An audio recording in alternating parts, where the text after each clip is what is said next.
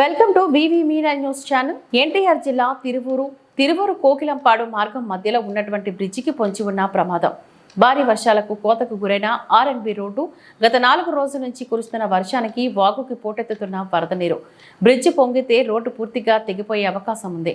ఆందోళన చెందుతున్న ప్రయాణికులు మరియు ఆయకట్టు కింద ఉన్న రైతులు.